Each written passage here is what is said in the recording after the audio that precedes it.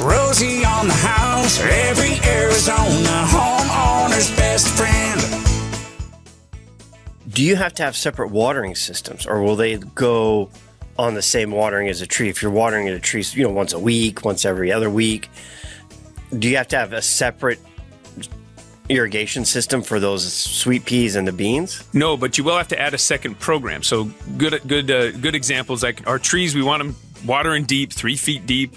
Every time we water, once a week should be sufficient for an established tree.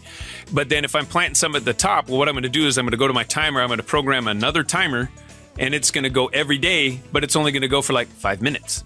Whereas previously it might have been 4 hours for my weekly thing. So I've got one program that's just watering the top 3 to 4 inches every day. For the sweet potatoes for the beans. Yep, for that stuff. And then the other one's going deep. And it's going to do that once a week, which will obviously water the top stuff and water deep the tree.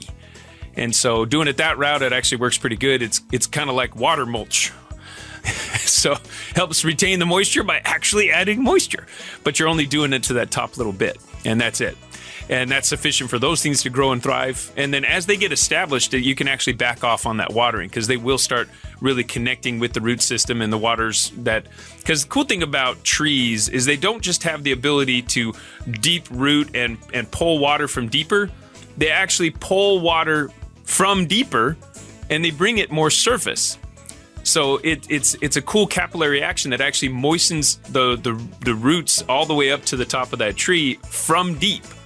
And so that's another thing to think about. It's just still not fully sufficient to really water your plants as you get them started, especially if you're seed watering or seed planting. Rosie on the house, every Arizona